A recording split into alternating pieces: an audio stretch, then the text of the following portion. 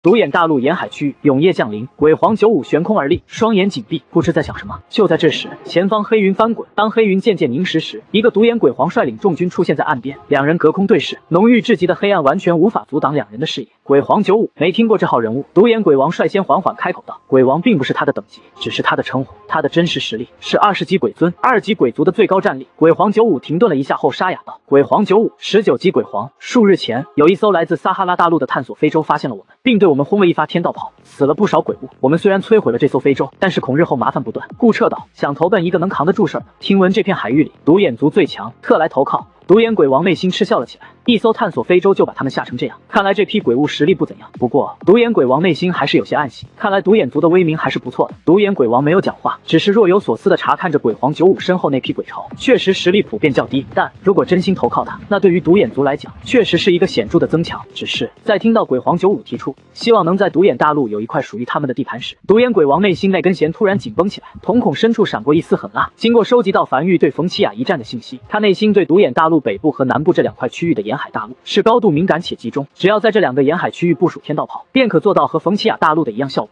如果鬼皇95要的是这2片沿海区域，事情就有意思了。看起来鬼族里好像出了一个亲人派呢。永夜大陆无名山，无数后勤阁的人在快速跑动。鬼皇95已经抵达独眼大陆，樊玉正在进行最后的准备，并快速调动维持一场战争的鬼石资源。陈凡站在会议桌前，望向桌面上那张巨大的鬼皮地图。虽然挑衅者大陆上的收获还没收集完毕，但如果让他们知道冯奇雅大陆是如何被灭亡的，便会升起警惕之心，必须得先下手为强。万一养出一个3级鬼族出来，那这片海域的格局将会被彻底改写。独眼大陆低着头的鬼皇并未看见独眼鬼王眼里杀意，但他一直有一种独特的能力，就是能感受到不安感。昔日也是这种不安感让他并未冲击樊玉的黄泉口防线，如今这种不安再次浮现在心头。他想起陈凡临别前的嘱咐，缓缓继续道：“因为我们刚加入独眼族，实力较弱，所以我希望这块地盘是在独眼大陆的核心区域，这样万一有敌来袭时，我们不至于沦为炮灰。我是真诚想投靠到你的麾下，并愿意为你效忠，而内心已经打定主意，只要鬼皇95敢开口要2块地盘，立马下狠手的独眼鬼王。”闻言微微一愣，眼里的杀意瞬间消散了不少，看来是他想多了。也是，自古以来鬼物和人类都势不两立，怎么可能滚到一张床上去？95，独眼鬼王温柔了不少，轻笑道：“我完全理解你，也很欢迎你加入独眼大陆，但是中心区域都是一些战功显赫的老部下的地盘，像你贸然插进去，肯定是不合适。这样吧。”他沉吟了片刻后才开口道：“我会在独眼大陆西侧尽量偏中心区域，为你腾一片地盘出来，如何？”西侧的海岸线可是足足有7000公里长，不可能部署天道炮的，问题不大。鬼皇95迟疑了半晌后，才缓缓单膝跪地，但平王调遣。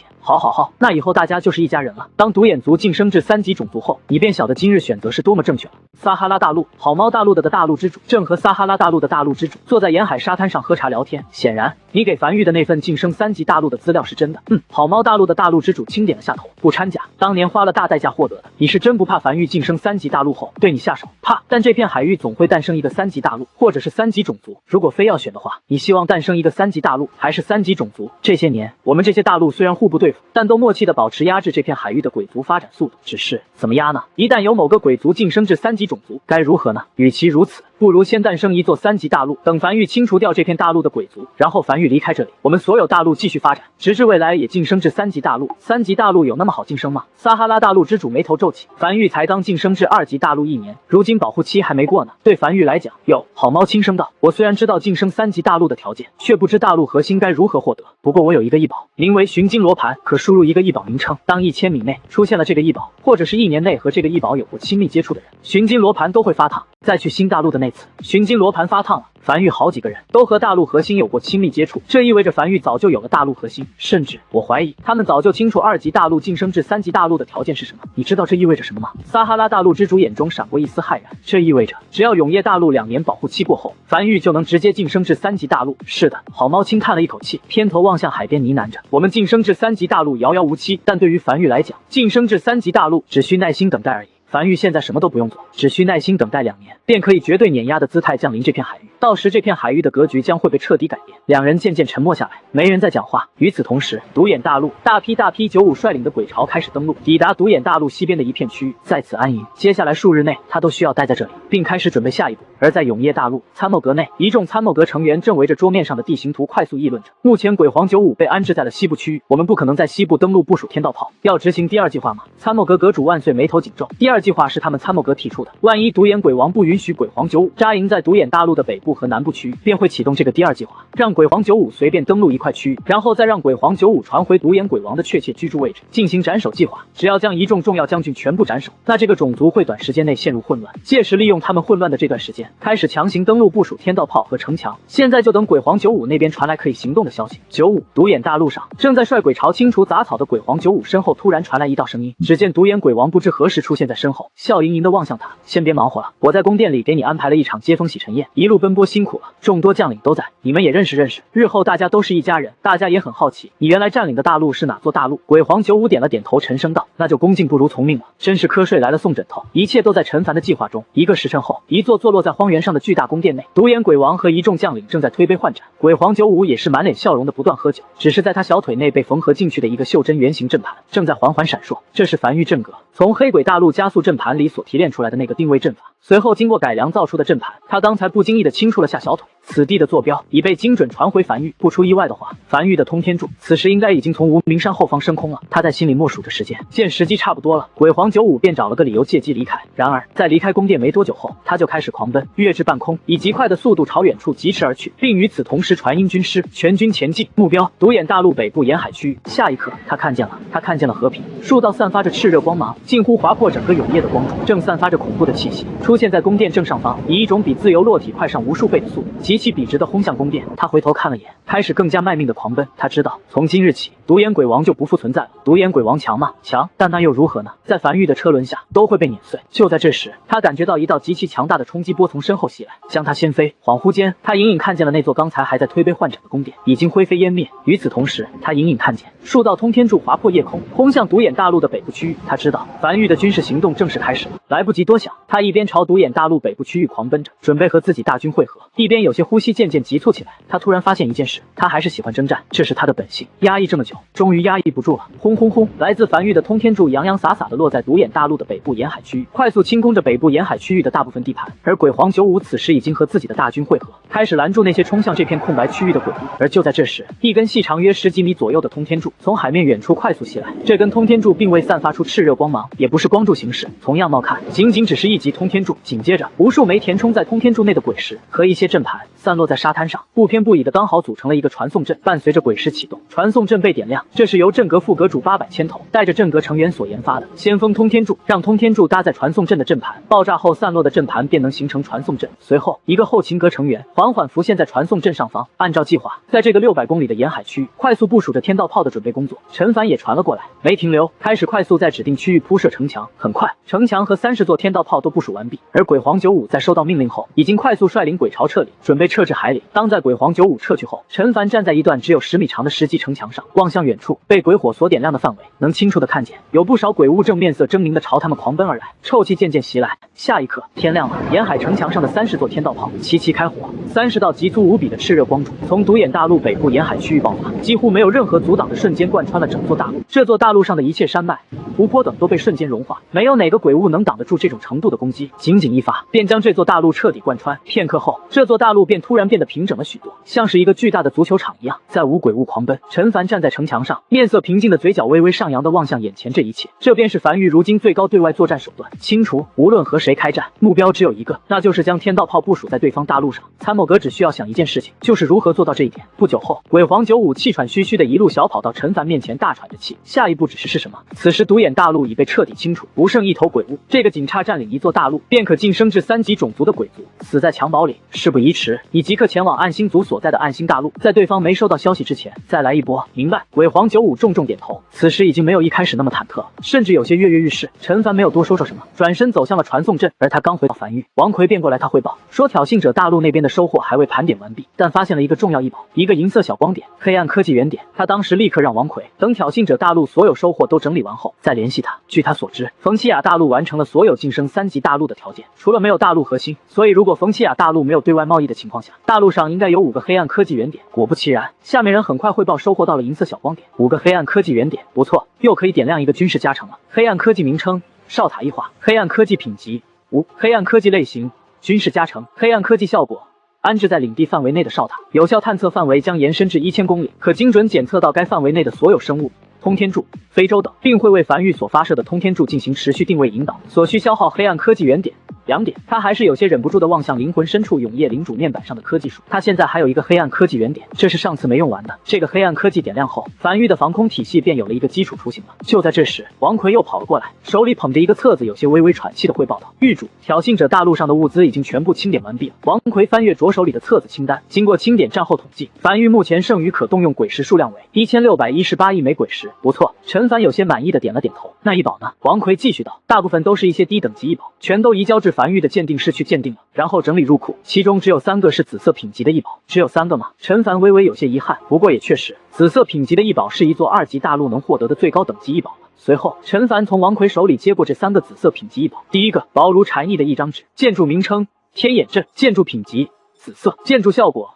可近乎外界所有属于同一势力的建筑，并获得其全部实况信息。陈凡捏碎这张建筑蓝图后，起身朝参谋阁走去。天眼阵，中控台类建筑，伴随着势力发展越来越大，势力所属的建筑越来越多，需要有一个中控台类的建筑，将所有建筑串联起来，从而知道所有建筑的第一信息。随后，他走至参谋阁那一块空白墙壁，在面板上点下了确认键走。下一刻，一个巨大的阵纹浮现在墙壁上，并形成了一块巨大的屏幕，并缓缓浮现出一行字：天眼阵打造完毕，是否输入繁育建筑？请在以下建筑选择。勾选后的建筑天眼阵将会获得其全部操控权限以及其实况信息，同样天眼阵也能升级。陈凡望向这个建筑，在消耗了一批泥土和1040枚鬼石后，天眼阵成功升至20级，获得20级满级效果。天眼阵升至20级，已升至满级，无法再次提升，可外在建筑数量大幅提升，获取20级满级效果天眼套装。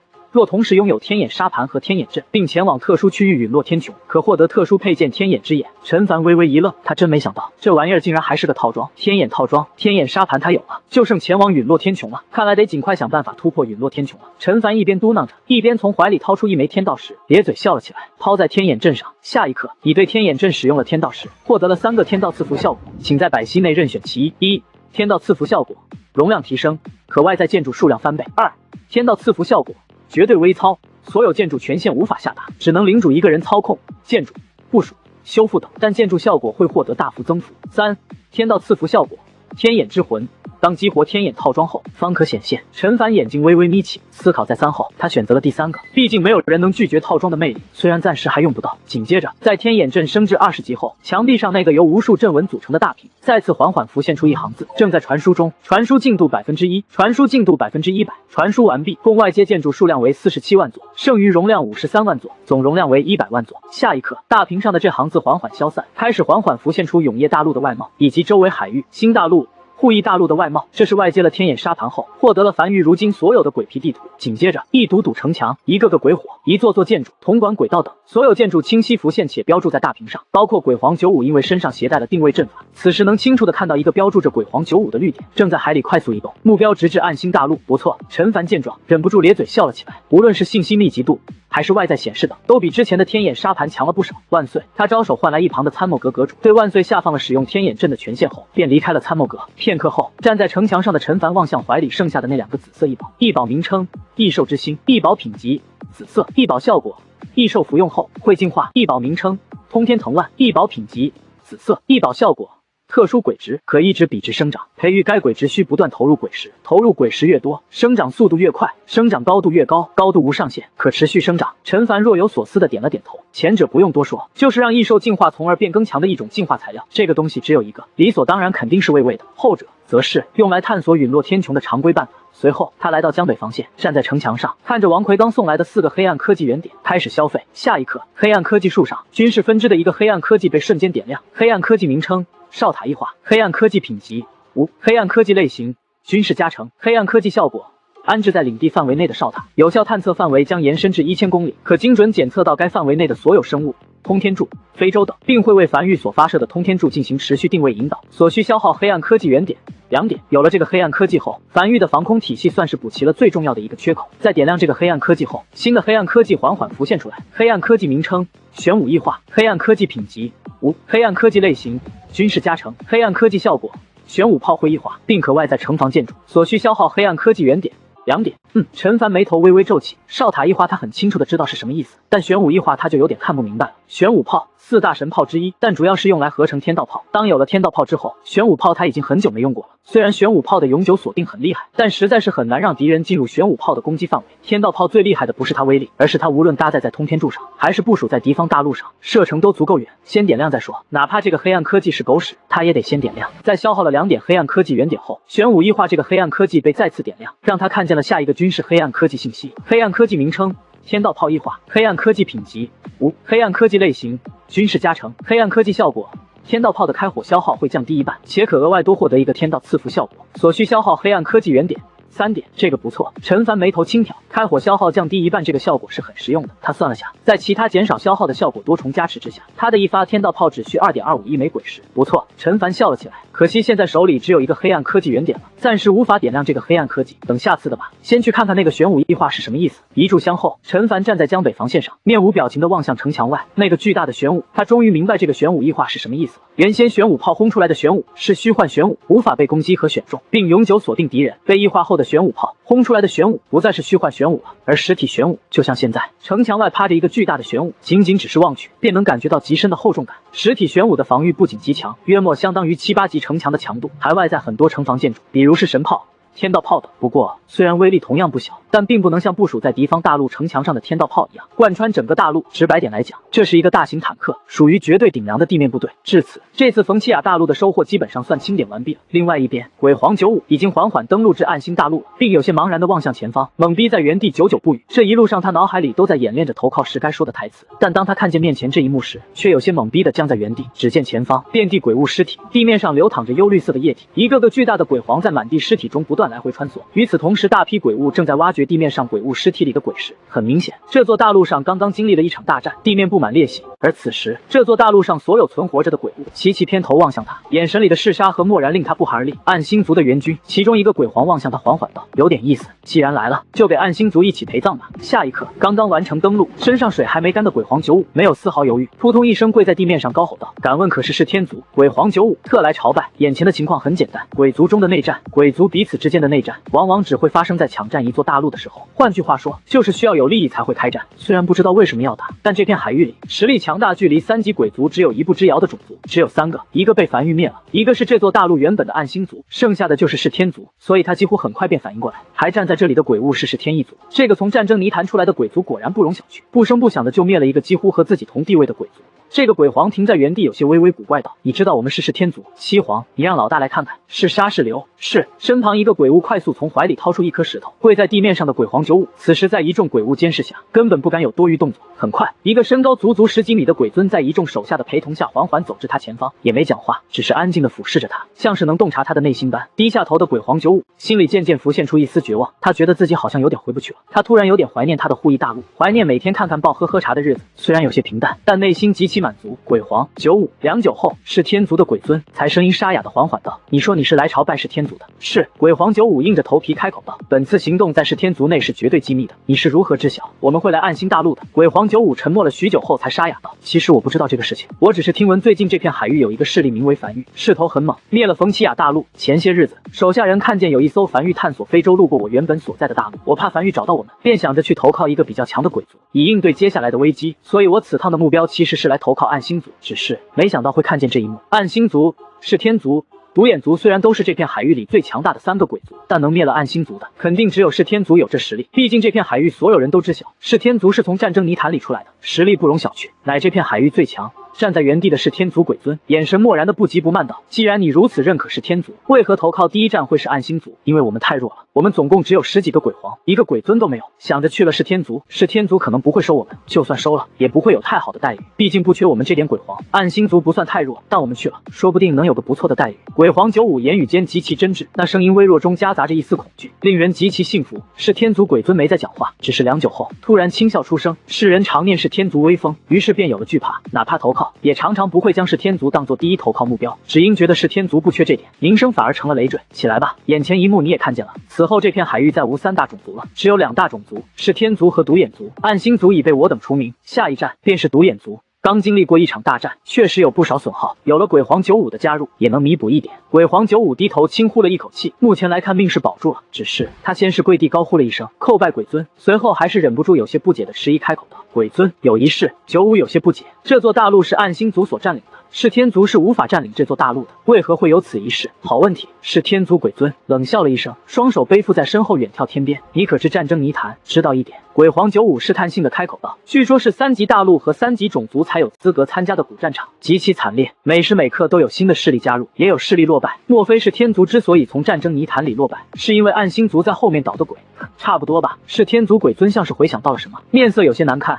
以前我不是这片海域，昔日是天族刚刚晋升到3级种族，便第一时间去了战争泥潭，准备一展雄风。一番激战后，是天族战败，跌落2级种族，其中一个对我们动手的大陆就名为暗星大陆，而这鬼族又叫暗星族。我早就想灭他了，这名字就叫的不吉利。再加上冯奇亚大陆已经空了出来，只要占领冯奇亚大陆，是天族便能重回3级种族。恰逢我收到消息，暗星族也已开始动员，到手的果子怎么能让暗星族吃了？你说有没有打暗星族的必要？鬼皇95听明白了，就是怕抢肉吃。随后眼里闪过一阵亮光，有些微微急促道：“那我们要不要快点？万一独眼族抢在我们前面就不好了。”是天族鬼尊有些满意的望向鬼皇95，眼里满是笑意。怎么想成为3级种族一员了？那自然。鬼皇95有些尴尬低下头。那等会你可敢率你部下上阵冲锋？义不容辞。鬼皇95面色严肃的沙哑道，拳头用力砸向胸口。好。是天族鬼尊看了眼身后才开口道，目前还在清点战场。这样，他沉思了一会儿后继续道，你先带着你的部下去暗星大陆北部沿海那片区域休息一下，等出发时我再联系你。好嘞。鬼皇95当即屁颠带着一众鬼潮朝暗星大陆北部沿海区域赶去。鬼皇95这边事情进展得很顺利，而在永夜大陆繁育参谋阁内，因为噬天大陆是个海胆型大陆，凸起的地方极长，不太好部署天道炮。参谋阁阁主万岁便汇报着自己对噬天大陆作战计划。就在这时，只见天眼阵大屏上那个象征着鬼皇95的绿点已经成功登陆暗星大陆，并且没停留多久，便开始朝北部沿海区域赶去，并传回一则消息。消息很快以文字形式浮现在大屏上，这里是鬼皇95，出现意外情况，是天族率先出手灭了暗星族，此刻正留守在暗星大陆上清点战场收获，并安排我位于暗星大陆北部区域休息。在收到这则鬼皇95递来的消息后，参谋阁内众人纷纷面面相觑，良久后才忍不住有些无奈的纷纷摇头笑了起来。他们想了那么多计划，此时都做了无用功，海胆型的大陆不用管了，就算没有全军出动，剩下的一点也很容易被清理掉，只需在鬼皇95所休息的区域部署天道炮便可以了。传令后秦阁，准备动起来吧。陈凡也笑了起来，等这次结束后，我们就可以好好休息一段时间。目前为止，樊玉在这场战役里保持零伤亡，告诉大家都小心一点。我希望这场战役从头至尾都能保持零伤亡。崎岖岛上修建了大量墓坑，但我希望可以一直空荡如初，直至荒废。都动起来吧。是。很快，一则调动命令从参谋阁下达出去。暗星大陆北部沿海区域，这里只有零零散散的鬼物尸体，显然不是正面战场。鬼皇95快速指挥手下原地搭起了几个巨大帐篷后，左右看了几眼，才小心翼翼地从怀里掏出一些鬼石，又望向樊玉交给他的传送阵摆放说明书，按照说明摆放着。半晌后，他才有些满意地望向自己打造出来的传送阵，应该就是这样了吧。下一刻，当最后一枚鬼石放上去的时候，阵纹被快速点亮，并不断散发着乳白色光芒。一个面色警惕的樊玉成员在白光中浮现在传送阵中央，抬头望向他。鬼皇95，正是。鬼皇95单膝跪地，缓缓低下头颅，沙哑道：“愿为樊玉抛头颅洒热血。我是樊玉后秦阁一组成员，传谕主令，你负责清空警戒北部沿海区域，为我们打掩护，执行部署天道炮计划。明白。”鬼皇95面色认真的点头应下。就在这时，鬼皇95突然像是感应到了什么，转头望向帐篷外，快速将这个从永夜大陆传送至此处的樊玉成员塞进角落里。紧接着，帐篷被揭开，一个身高10几米的鬼皇走了进来，上下打量了下帐篷内的环境后，才望向鬼皇95，笑着道：“这么快就搭好帐篷了？”初来乍到，老大担心你孤单，特意让我来陪你聊一聊。实际上，老大担心鬼皇95跑了，毕竟嘴上说的好听，但谁知道具体是什么情况呢？老大是要鬼皇95他们当炮灰的，万一不想做炮灰跑路了怎么办？是天族此时兵力也损耗了不少，还真就稀罕这么一批鬼潮，特意派他来看着。不过当他注意到鬼皇95已经搭好帐篷，并将鬼潮在北部区域散开后，就放心了不少。是真的打算暂时扎营了？有心。鬼皇95起身挡在鬼皇面前，面色严肃道：“这边请，旁边帐篷里有我随身携带的一些美酒，稀罕货物，你我品一品。”这个鬼皇下意识舔了舔有些干燥的嘴角，咧嘴笑了起来。那就品一品。在两鬼离去后，躲在暗处的樊玉成员快速离开帐篷。刚走出帐篷，鬼皇95的军师便快步迎上来，将一个兵符递给樊玉成员手里。鬼皇95有令，身穿樊玉服饰之人手持该令，可随意调动所有鬼物，但凡听得懂人话的鬼物，都必须遵从其下达的所有命令。很快，一座传送阵被快速打造出来。外面是不是有点吵啊？帐篷内，这个是天族的鬼皇有些晕晕乎乎的望向帐篷外，含糊不清道：“我怎么好像听见有人说这里铜管还没铺设好什么的话？听起来像是人类说的话，是发生什么事儿了吗？”鬼皇95微微一愣，他怎么没听见？随后再注意到这个鬼皇那一双扁平且外扩的耳朵后，隐隐明白了什么，用力一巴掌拍在这具鬼皇肩膀上，故作微醺道：“那个为酿酒做准备的。”这个鬼皇眼里略微清醒了一丝，有些愕然地望向鬼皇95：“你的意思是，你这些美酒不是从人类那里抢来的，是你们自己酿的？自然，我们不是鬼物吗？怎么会去酿酒？”你这话说的！鬼皇95扬怒道：“我们虽是鬼物，但我们不是傻子，和人类一样有手有脚有智慧。酿酒又不是一个多么复杂的事情，为什么我们鬼物不能酿酒？可酿酒不是需要粮食或者是水果吗？你们哪来的？我们在原先大陆上自己种的。你们身为鬼物去种地，鬼物不能种地，倒不是不能。”这个是天族鬼皇摇了摇头脑袋，显得有些迷糊，只是自古以来从未听说过，可能是我喝醉了，有些反应不过来。我问你，鬼皇95用余光示意站在帐篷门口的军师，让樊玉那边动静小点，才故作熟络的搂住是天族鬼皇。自古以来，我们鬼物是诞生于黑暗中，有智慧的不多。我们占领一座大陆，主要是完成种族晋升条件，而占领方式便是屠杀掉这座大陆上的所有生灵，这就导致鬼族没有任何生产力，只有破坏力，不会种地，不会酿酒。哪怕是天族，差一步3级种族的强大鬼族，居住环境是不是也就是勉强弄个帐篷，搭个小楼，顶天了集族群之力给老大弄个宫殿，下面的鬼巢直接睡在荒地上，别说酿酒了，拉完屎都不擦屁股的。是天族鬼皇有些迷迷糊糊的望向鬼皇95：“兄弟，我们是鬼物，不拉屎，而且能睡在荒地上已经很不错了。那些没有灵智从海底生成的鬼物，天亮后都是直接化作黑暗之气消散在天地间，永夜降临后才会再次凝聚出来。我的意思是，鬼皇95面色认真道：一个种族要想发展，不能只有破坏力而没有生产力，这样哪怕打下一个再大的地盘，又有何用？你们是天族，如今打下不少大陆了吧？那些被你们所攻陷的大陆呢，都扔了吧？你们如果会种地的话，是不是可以在这些大陆上种地之类的？你想想，一整个大陆全用来种地，能产多少粮食？能酿多少酒？以后想喝酒，还需要等攻陷一座人类大陆之后才能喝吗？随时随地都能喝。是天族鬼皇愣在原地，有些满脸茫然的望向鬼皇95，良久后才呢喃着：你不像是个鬼物，你更像是个人类。你的这些想法，以前我从未想过。再换句话说，鬼皇95搂着是天族鬼皇肩膀开口道：你这么拼命的目的是什么？让是天族晋升至3级种族，然后呢？然后杀回战争泥潭，一雪前耻。你做梦呢？鬼皇95冷嗤道：上次你们去战争泥潭都被人屁颠打回来了，这回你们重回3级种族，去了就能一雪前耻了。这次去了怕是连逃走机会都没有，去了就被人当场像蚂蚁一样摁死。临死前，你才反应过来自己这一生看似风光无限，实则碌碌无为，甚至连酿酒都不会。你觉得这就是你的人生理念？你就没有思考过一个问题吗？活着的意义是什么？活着的意义是什么？是天族鬼皇重复了一遍这句话，眼神渐渐涣散。他已经忘记老大让他过来是干什么的，不知是酒精作用，还是鬼皇95这一番话点醒了他。他突然发现自己好像从来没有认真思考过，他一直以来认为极其坚定的目标，好像没有任何意义。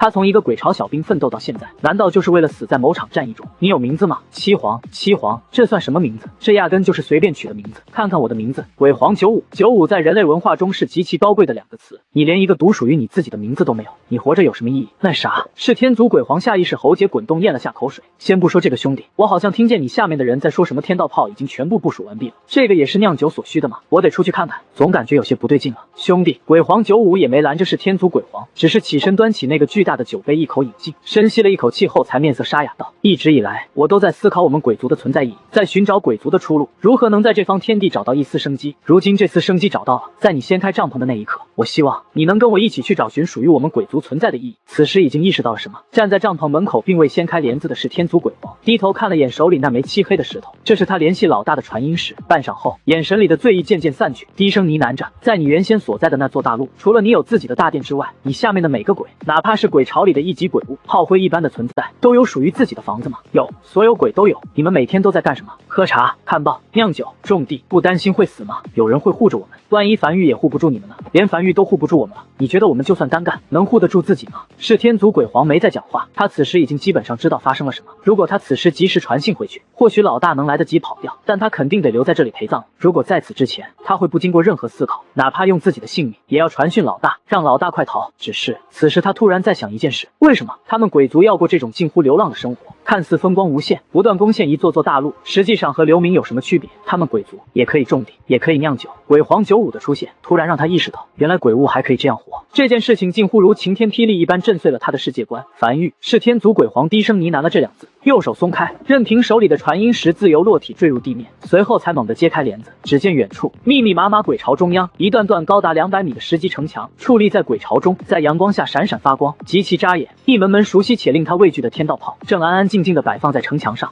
梵豫旗帜飘荡在城墙上空。此时大批鬼已撤城墙后方，帐篷四周空空如也，不见一只鬼物，只有他和鬼皇95两人，以及3座极其巨大的实体玄武，不知何时将帐篷包围在其中，安安静静地趴在地面上。数十座20级的式神炮正将炮口对准他，炮管身上的纹路不断闪烁着红色光芒，准备随时开火。是天族鬼皇站在原地望向眼前这一幕，眼里并没有太多震惊，他可以听见很远的声音，有点类似于守夜人的自带天赋，不过距离要更远。他看见了一个男人，他已经很久没见过人类了。这个男人看起来有些孱弱，安安静静地站在一座玄武身旁，双手拄着一根翡翠手杖，面色毫无波澜，盯着他，瞳孔无光，像是在看一件死物一样。鬼皇95见过梵豫狱主，他听见身后传来膝盖重击地面的声音，也听见了鬼皇95的高吼声，这应该就是鬼皇95嘴里所说的一线生机了吧？投靠人类的鬼物，他第一次见，眼前这个男人便是梵豫狱主吗？真是气度不凡啊！这个是天族鬼皇深吸了一口气后，有些恍惚的双膝重重砸向地面。鬼皇向阳见过梵豫狱主，鬼皇95说的没错，他们鬼物诞生出来的宿命不是死亡，他们应该也有自己的人生，也有自己的梦想，以及也有一个属于自己的名字。向阳希望梵豫真的是95所说的那个太阳。站在玄武身旁的陈凡，双手拄着翡翠手杖，面色漠然地望向跪在帐篷口的是天族鬼皇，以及旁边跌落在地面上的那枚传音石，停顿半晌后才平静道：95，带他下去。实习后，本次威胁欲清除计划最后一战启动。是。鬼皇95面色恭敬地应了一声，随后才急忙拉着这个有些喝多了的鬼皇快速朝城墙后飞去。他是临时起意要策反这家伙的，一开始他只是担心对方那个顺风耳的手段泄露信息，说了一些对方感兴趣的事情。聊着聊着，他发现这家伙竟然真的在思考鬼族酿酒的可行性，以及真的向往他的目标。他觉得和自己是一路人，所以才临时起意想要将这家伙拉拢过来。这家伙也没让他失望，这样以后又可以多一个志同道合的人了。他太清楚李鬼族里都是些什么性格了，嗜血、狂躁、暴虐，像鬼皇向阳这种的不多见。实习后，部署在暗星大陆北部沿海区域的天道炮，在铜管的串联下齐齐启动，刹那间炽热且蕴含着恐怖威势的光柱瞬间贯穿了整座大陆。鬼尊没有哪个2级种族的鬼物可以硬抗这种攻击，除非提前收到消息撤离而去。是天族这个号称在这片海域最强的鬼族，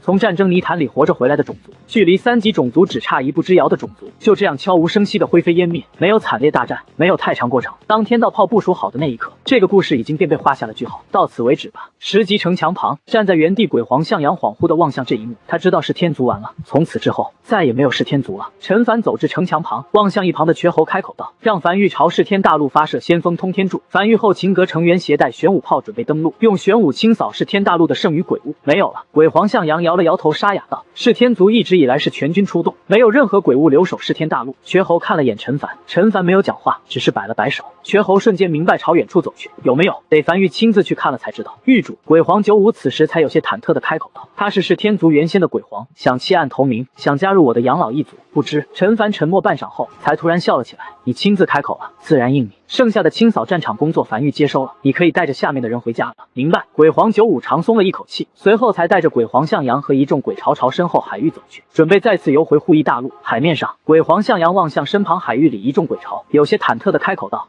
老大，我们现在是要回家了吗？”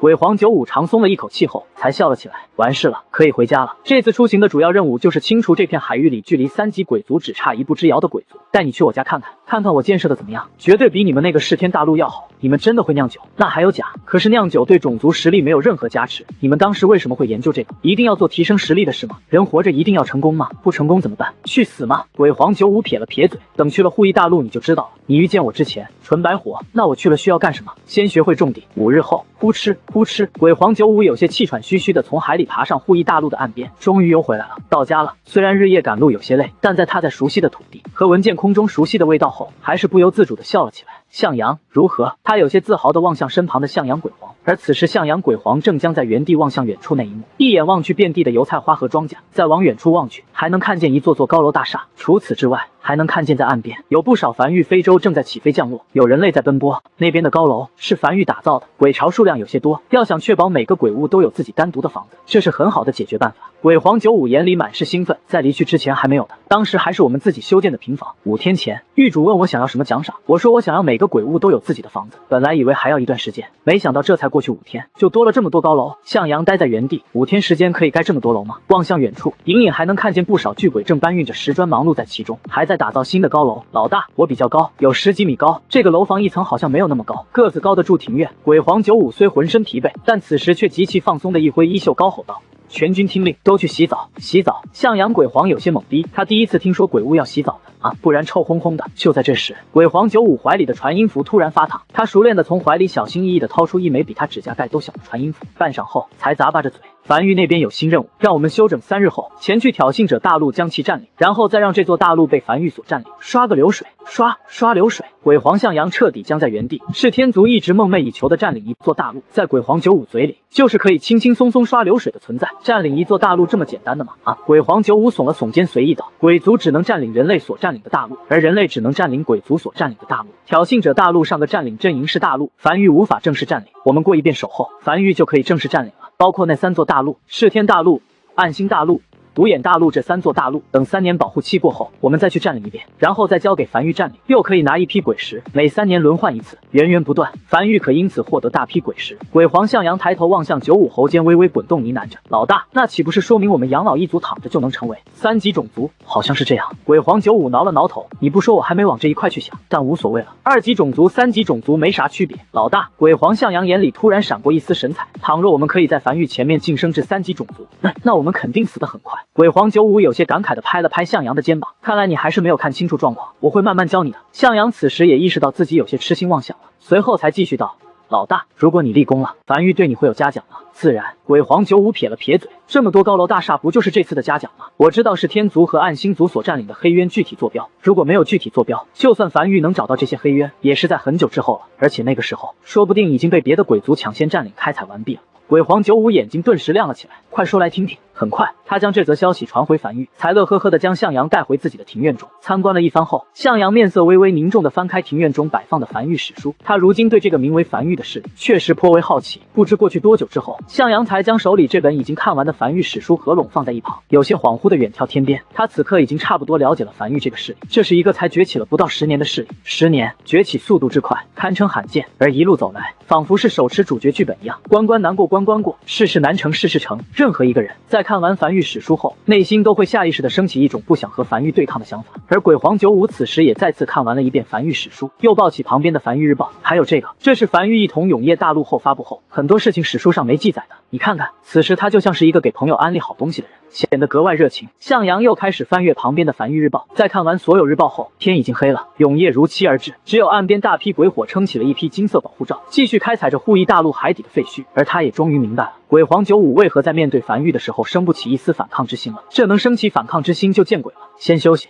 ，3天后带你去挑衅者大陆，那是樊玉上次打下来的一块地盘。明天带你认识认识我的老部下，都跟我很久了，生死之交。独眼大陆，这个樊玉第一个正式征战的一族大陆，此时正在有条不紊的扫荡清点工作之中。商阁的非洲早已抵达，正搭载着腐蚀雕塑，收集着鬼石和掉落异宝等。一开始没有非洲，用的是异兽，让异兽扛着腐蚀雕塑。当非洲赶来后，也就用不上异兽了。只是有一个小小的吞天鳄好像被遗忘了，在角落里，一个不到半米的娇小吞天鳄正艰难地扛着一座巨大的腐蚀雕塑在荒原上移动着，身上原本还没硬化的鳞甲布满裂缝，那是长期超负重工作所造成的。正是扣扣，大家在忙碌的时候，扣扣也想帮忙，但扣扣毕竟年幼，只能背一个腐蚀雕塑，也帮不上什么大忙。为了不扫扣扣的心，陈凡便让他背着一个腐蚀雕塑到一边玩去。只是扣扣此时像是陷入了一种完全投入的状态，已经忘记了狱主的任务，也忘记自己在哪座大陆，更忘记了自己已经很久没有吃好吃的，也没有喝水了，只记得自己要一直往前走，一直往前走，终点在哪？他不知道，哥哥或许正在终点等着他。阿 T 噬天大陆上，趴在地面上的魏魏打了个重重的喷嚏，总感觉自己好像忘了些什么，但很快又甩了甩脑袋，望向手里的异兽之心，这是老大给他的奖励，奖励他在这次战役中的付出，说服用后可净化。没多想，便一口吞下这个红色的榴莲。下一刻，他只感觉一道宛如岩浆的热流在体内快速流淌，来得极其粗暴，还不等他有过多反应，就这样晕厥过去，被身旁的异兽紧急送回樊玉。无碍药王谷的宗主前来检测一番后，才下了定论。正在类似于冬眠的状态，这个时候不宜打扰，等他自己苏醒就好。说罢，在和樊玉成员做完交接后，才朝无名山走去。魏魏的父母在这次战役结束后，便正式进入待产，待在异兽培养屋里，他负责接生。如果此前吞天鳄在樊玉地位高，是因为魏魏资历足够老的缘故，那现在吞天鳄就属于樊玉的战略异兽，利用吞天鳄的大卫带加传送阵的组合，可快速做到超远距离资源运输。虽然代价较大，一次性也不能运输太多，但也足以了。至少目前为止，他们没找见，也没看见哪个大陆有这种超远距离资源运输的手段。至此，陈凡在思考接下来的作战计划。樊玉上下各司其职，魏魏陷入休眠进化，魏魏父母安心待产，整个世界有条不紊。而扣扣就这样被遗忘了，已经没人记得有一条小小的吞天鳄在狱主的命令下，扛着腐蚀雕塑趴在独眼大陆的荒原上。扣扣的速度太慢了，那片区域早被樊玉的非洲清扫过，也就意味着扣扣的四周和前方已经没有一枚鬼石了。这片区域已经被定位清扫过区域，也看不见任何一个樊玉成员，成为正儿八经的荒原。而已经数日未进食未喝水的扣扣，如果继续被遗忘下去，或许会成为永夜大陆第一个被累死的幼年吞天鳄。很好，永夜大陆参谋阁内，陈凡望向天眼阵大屏上被新点亮的3个黑渊图标，神情满意的笑了起来。这是鬼皇95告诉他的具体坐标，隶属于是天族和暗星族的黑渊。至于独眼族的黑渊在哪就不知道了。后秦阁已派出人手前去准备开采这2座黑渊。就在这时，暗阁阁主少秋推开参谋阁大门，快速走进来，沙哑道：“狱主，下面人通过信号塔监测到了新情报，距离原冯契亚大陆附近的一座大陆，名为都彭大陆，位于西边1700公里的位置，于昨日成功探索到一座无主稀有岛屿，具体岛屿名称并不知晓。都彭大陆。”陈凡眼睛微微眯起，如果没记错的话，这个大陆上次过来献过贺礼，祝贺樊玉晋升至2级大陆。他这些日子虽然前线有战役，但后方商德探索队也并未停过，而这座所谓的无主稀有岛屿，很有可能就是原冯契亚大陆所拥有的稀有岛屿。都彭大陆可能早就知道这件事，一直在观望。见他迟迟没去占领这座沦为无主的稀有岛屿，应该是不知道这座岛屿的坐标，也没探索到，便抢先占领。这可不行，这是虎口夺食，刚好和那件事一起办了。瘸猴传音外宣阁，联系所有2级大陆，3日后聚在都彭大陆上商议要事。是位于挑衅者大陆西边1700公里的一座稀有岛屿上，梅花岛。都彭大陆的大陆之主正满脸喜色地站在悬浮在半空的非洲甲板上，俯瞰着下方的大批梅花树，从高空俯瞰而去，那些梅花中央形成了数行小字：梅花岛成功被占领，占领势力都彭大陆，占领人都彭大陆大陆之主3旗。不错，他满意的点了点头。自从冯契亚大陆被灭后，他就眼巴巴地盯着这座稀有岛屿很久了。他一直在等樊玉来占领这座岛屿，但都过去这么多天了，樊玉也没来，说明樊玉根本不知道这里有座稀有岛屿。既然樊玉不知道，那就是他们都彭大陆了。就在这时，身旁心腹快速上前，在耳边小声道：“尊主，樊玉那边通知所有2级大陆，在3日后聚面商议要事，商议地点是我们都彭大陆。”男人脸上的笑意缓缓僵住，没有任何提前商量，也没有通知，地点就定在他们都彭大陆了。在收到这则消息的一瞬间，他就明白樊玉收到消息了。良久后，他长叹了一口气，有些无力道：“回樊玉，会全力配合。”很明显，这个稀有岛屿和他缘分近，樊玉可不会无缘无故的将聚面地点定在都彭大陆，必有缘由，这是在敲打他。可惜了，他们大陆好不容易才拥有第1座稀有岛屿的。3日后，都彭大陆一间会议室内，陈凡坐在椅子上，将手杖放在桌子上，笑着道：“今日主要是商议一下大家日后的共同发展，咱们这片海域也应该有个名字，一直没名字也不好，我起个名字吧，就叫问天海域如何？问一问这上天，永夜何时结束？好名字。”好猫大陆的大陆之主第一个面色严肃的表态，这片海域确实也应该有个名字，而有资格给这片海域命名的也只有樊玉了。这名字不错，有嚼头，不错不错。其他大陆之主也纷纷表态，这片海域一直以来其实都有名字，不过各家有各家的叫法，并未统一。虽然没人知道陈凡为什么要突然给这片海域定个统一名字，但不重要，没人再会在这种无关痛痒的事情上得罪樊玉。最近樊玉的风头实在是有点太盛了，也不管这名字好不好听，既然樊玉想叫问天海域，那就叫问天海域，你哪怕叫樊玉海域，也无人有意见。好，陈凡颇为满意的点了点头，继续道：“在名字这一块我们已经达成了共识，那接下来要说的内容是本次会议的核心商讨点。首先，我们共同的敌人鬼物，哪怕现在很多大陆也在每时每刻遭受着鬼物的入侵，其中还有像暗星族、是天族这种距离3级种族只差临门一脚的鬼族，我想对于我们所有人来讲都是极大的威胁吧。或许诸位并不知道，在3日前，樊玉清除了暗星族、是天族、独眼族这3个问天海域里，距离3级种族只差一步之遥的鬼族，这不仅仅是为了樊玉，也是减轻了各位未来所需面对的风险。多谢樊玉。其中一个大陆之主急忙起身，这份大恩我等都会铭记在心。呵呵，陈凡笑了几声后才继续道：“一次性清除3个鬼族，樊玉近些日子的军费开支倒是有些超标了。既然清除问天海域鬼族不是我们樊玉一个人的事儿，那各位或许也可以出力。”一时间，招待室内的一众大陆之主纷纷沉默在原地。明了了，这次的会议主题彻底明了了。开口索要。很快，好猫大陆的的大陆之主再次率先开口道：“这3个即将晋升至3级种族的鬼族，一直是我等大陆的心头之患，不过一直没有实力清除。樊玉此举确实是造福了整个问天海域，于情于理，我们都应该出点力，有钱出钱，有人出人。战役已经结束，我们好猫大陆能做的就是为樊玉补上一点军费，50亿枚鬼石奉上，那樊玉就笑纳了。”陈凡有些满意的望向好猫大陆的大陆之主，这家伙有点太识趣了，他喜欢这么识趣的人。很快，其他大陆的大陆之主也都想明白了，这钱给确实不亏，这钱该给。有了50亿枚鬼石这个打样后，后面的人纷纷表态，都是50亿枚鬼石的军费送上。站在陈凡身后的王奎快速在本子上记录着，总共12个大陆之主，600亿枚鬼石到账了。好，陈凡点了点头。第2件事，我们已经完美达成共识了。接下来是第3件事。问天海域里，距离3级种族只差1步之遥的鬼族已经被全部清除了，但还有不少距离3级种族还差2步之遥的鬼族。樊玉即将执行第2计划，釜底抽薪，清理掉这些鬼族。只是这军费，毕竟这不是我一个人的事儿。一众大陆之主再次陷入沉默，尤其是黑鬼大陆的大陆之主，那个蜀国国王，此时丁卓手里的权杖眼里满是茫然。他们黑鬼大陆以贸易起家，辛辛苦苦1年的利润也就数百亿枚鬼石。然而陈凡张了张嘴，就到账了600亿枚鬼石，而且不出意外，很快又要到账600亿枚鬼石。好猫大陆的大陆之主再次第一个开口，我愿为樊玉第2计划釜底抽薪，再次奉上50亿枚鬼石的军费支持。其他大陆之主虽然有些头皮发麻，但还是强行挤出笑容。我等亦是如此。站在陈凡身后的王奎继续默默记账，又到账600亿枚鬼石，加起来总共1200亿枚了，已经超过冯奇亚大陆的总收获了，而且没有开一发天道炮，只是动动嘴皮子。甚好，陈凡再次笑了起来。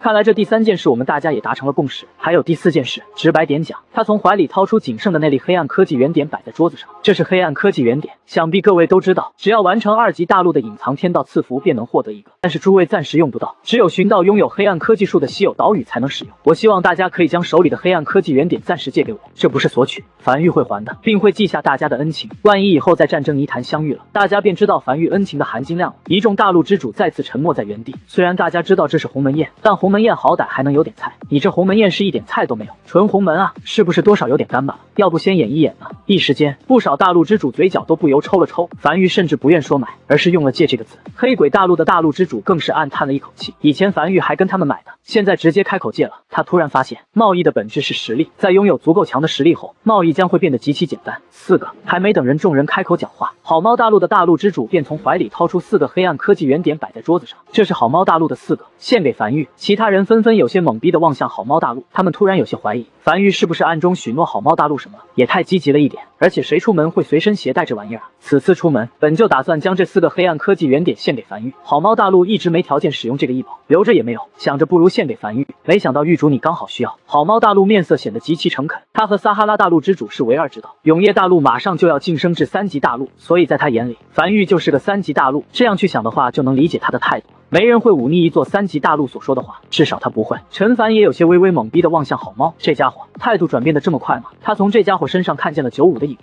整得他都有点不好意思了。他摆了摆手，身后瘸猴上前收下这4个黑暗科技原点。世界，陈凡再次强调了一遍，黑暗科技树需要用黑暗科技原点点亮，但黑暗科技树是有上限的，点满后再获得的黑暗科技原点就没用了，到时候会悉数归还，并且这份恩情樊玉确实会记住，日后有危难，比如有高级鬼族入侵，或者有任何危机的时候，樊玉都会出手。他完全可以慢慢获得黑暗科技原点，比如通过贸易等方式，但这东西就是在前期才值钱，等进入战争泥潭的时候，其他3级大陆的黑暗科技树只点亮了2-3个，而他已经近乎全部点满了。这种碾压是一种绝对的碾压。其中一个大陆之主硬着头皮开口道：“狱主，我们大陆没有任何黑暗科技原点，真没有了。前几日，黑鬼大陆高价收购了我们大陆的所有黑暗科技原点。”黑鬼大陆的大陆之主面无表情地抿了一口茶。身为蜀国国王，他在察觉出樊玉需要黑暗科技原点后，就高价买了几个黑暗科技原点，准备日后和樊玉交易，或者是送礼，以10亿枚鬼石一个黑暗科技原点高价买来的。只是现在看起来好像砸手里了。深吸了一口气后才沙哑道：“黑鬼大陆共有6个黑暗科技原点，无偿献给樊玉，但没有随身携带。回去后我会亲自安排商船送到樊玉。投资就是这样，10个项目9个黄，有亏有赚很正常。”紧接着，其他大陆之主也纷纷表态。王奎默默地在本子上记录着总收获27个黑暗科技原点，狱主人缘真好。紧接着，他又安排的其他事务，帮助几个大陆尽快完成隐藏天道赐福，从而获得更多黑暗科技原点。在安排完这些后，他突然又补充了一句：“对了，如果可以的话，在接下来的2年内，尽量别晋升至3级大陆，我会害怕。2年后，只要诸位条件全部满足，随便晋升。”话音落下，招待室内的一众大陆之主先是微微一愣，随后突然反应过来，眼底深处闪过一丝骇然。陈凡这话的意思是，2年后永业大陆便能晋升至3级大陆。都鹏大陆的大陆之主倒是没说什么，他还真心痛自己的那座稀有岛屿。陈凡压根没和他说，就给那座岛屿定了归属权，着实有些霸道。但这2个字他是无论如何都不敢说出口的。很快，这场会议结束了，大家都颇为默契，无论任何提议都能快速形成共识。人类的共识其实挺简单就形成的，谁说7人8嘴的，根本都是假的。那这次会议到这里基本上就完美结束了，我们也算是形成了一个同盟。各位还有什么提议吗？有。好猫大陆之主深吸了一口气后起身道：陈狱主，我觉得不如我们绑定的更深一点，外面的世界还很大，未来的危机还很多。我建议我们正式形成同盟，不同大陆之间建立稳定的贸易交流线路，彻底将这片海域的大陆都联合起来。我相信樊玉去了战争泥潭也不是俗人，到时候如果陈狱主你愿意卖点大陆核心给我们，我等也能晋升至3级大陆。以你为首，10几个3级大陆的联盟，无论是其他大陆的入侵，还是鬼族的入侵，都有一定力量，而且每座大陆的特产和产出图纸都不一样。如果真能联合起来，利大于弊。话音落下，一众大陆之主纷纷若有所思起来。樊玉今日所做的所有事情，其实是在吸他们的血。但如果樊玉真能愿意给他们大陆核心，反哺他们，让他们晋升至3级大陆，这可是大机缘，让他们自己来，这辈子还不知道有没有这个机缘，而且还能抱樊玉大腿，这就很赚了。可以。陈凡笑了起来。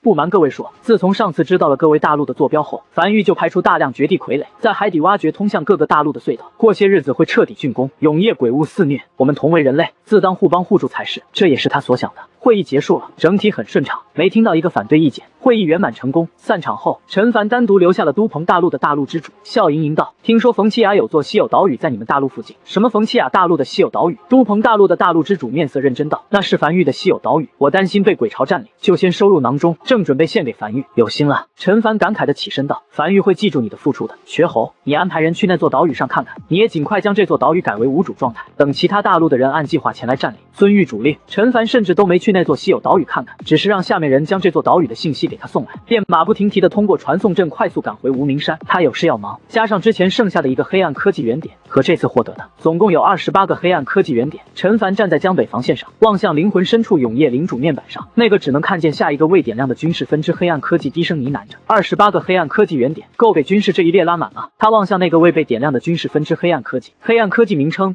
天道炮一化，黑暗科技品级无，黑暗科技类型：军事加成，黑暗科技效果：天道炮的开火消耗会降低1半，且可额外多获得一个天道赐福效果。所需消耗黑暗科技原点3点。深吸了一口气后，才消耗了3点黑暗科技原点，点亮。今日任务消费点满。与此同时，位于永业大陆南部1829公里的绝望大陆，这座1级大陆和永业大陆已经建立起了贸易关系。从樊玉采购了不少类似于噬魂雕塑这种决定性的建筑，从而整体实力大幅提升。此后再无防线被攻破，内部气氛也越来越好，再无绝望情绪，反而对未来充满向往。这一日，绝望大陆西部镇鬼6号防线负责人王丈八正笑呵呵地站在城墙上，望向天边迎着黄昏10几艘缓缓飞来的樊玉非洲。这些日子他们已经混熟了，新的货物又到了。当非洲停在地面，他习惯性的带人上去接应时，却没有听到往日那熟悉的笑骂声，没听见那个樊玉州长骂他老王八，而且非洲上还隐隐弥漫着淡淡血腥味。他微微一愣，眼里闪过一丝不好的预感，快速爬上非洲。眼前一幕令他僵在原地，非洲甲板上满是血迹，那一个个熟悉面庞的樊玉成员正矗立在甲板上，脸颊上勾勒出一个诡异的笑容，身上不见伤势，但鲜血却滴滴答答的从指尖流出，落在甲板上。他下意识望向四周，10几艘非洲军士如此，无一人幸免。他颤颤巍巍地从怀里掏出传音符，准备联系樊玉，将这里的事情快速反映上去。然而下一刻，所有仿佛被钉在甲板上的樊玉成员身子发出阵阵击扩声，转头望向他，那诡异的笑容在黄昏的天色下显得极其刺眼。他好像听见了笑声，那笑声在他脑海深处响起，他只觉得自己意识渐渐模糊。意识消散的最后一刻，他感觉到自己的嘴角好像被强行挤出了一个诡异的弧度，温润的液体从他指尖划过，滴答滴答滴滴答的落下。绝望大陆岸边，跟着王丈八身后的手下见自家老大登上非洲后迟迟没有动静，正有些疑惑的考虑要不要上非洲看看。紧接着便看见老大出现在非洲甲板边缘，望向他们，脸颊上挂着一抹诡异的笑容，耳边隐隐能听见滴答滴答滴滴答的声音。还没等他们反应过来，便感觉意识渐渐消散。意识消散前的那一刻，他们感觉自己的嘴角被一股巨力强行扭曲在一起。很快，如病毒传染般，这些人朝防线走去，毫无防御的防线，城墙大开，任凭这些人走进防线，所过之处如急性病毒般飞速传染。渐渐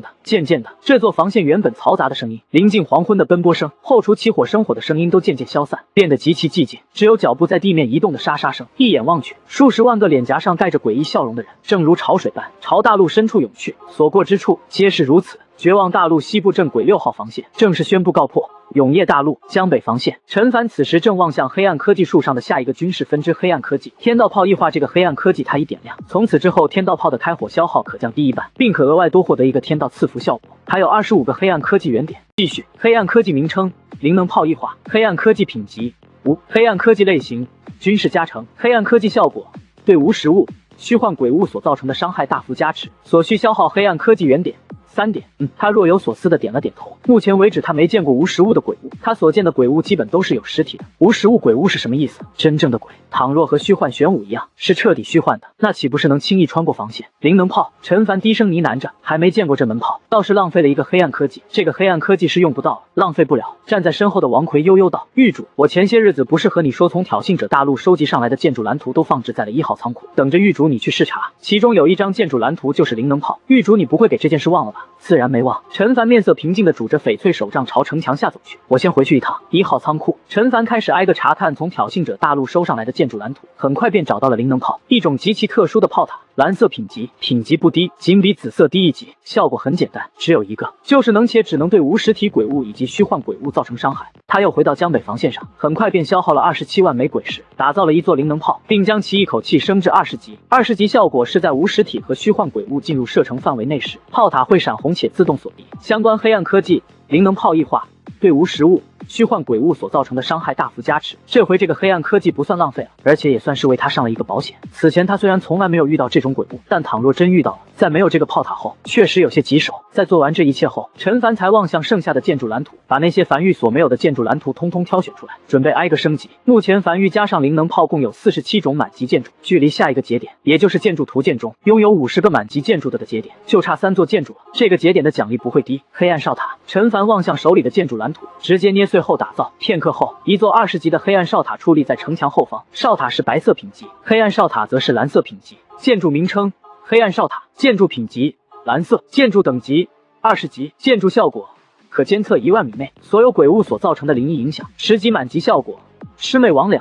当位于哨塔附近的势力成员在虚空快速书写出这4个字后，将会获得哨塔视线，可肉眼看见范围内所有无实体鬼物。20级满级效果有鬼蛇神，对鬼物拥有一定的震慑效果，使其不敢靠近。凡域所拥有的哨塔建筑拥有一个天道赐福效果是破影，可探测额外视野范围内所看不见的隐形、藏匿于虚空、未成型等鬼物。这种无实体的鬼物，哨塔应该也能检测得到。陈凡默默地沉默在原地。接二连三出现的可预防无实体鬼物的建筑，让他内心对战争泥潭的不安感更多了3分。这个世界还是太危险了一点。他低声呢喃着，什么时候才能真正安全下来？随后，在点亮了灵能炮异化这个黑暗科技后，手持22个黑暗科技原点，开始继续望向下个未点亮黑暗科技。黑暗科技名称：玄天推进器异化，黑暗科技品级无，黑暗科技类型：军事加成，黑暗科技效果：玄天推进器的动力翻倍，所需消耗黑暗科技原点3点。这个他知道，那先生和他说过，在大陆晋升至2级大陆后，便有概率获得玄天推进器，可安置在大陆4周，推动大陆前进，从而以大陆移动的方式前往战争泥潭。不过他至今为还没获得这个建筑蓝图，他刚才看了1号仓库储备的建筑蓝图里也没这个，先点亮了再说，以后总能用到。而且他还没想好去战争泥潭的时候，这些海底隧道怎么处理，会有很多麻烦的事情，需要时候挨个处理，继续消费。还有19个黑暗科技原点。黑暗科技名称：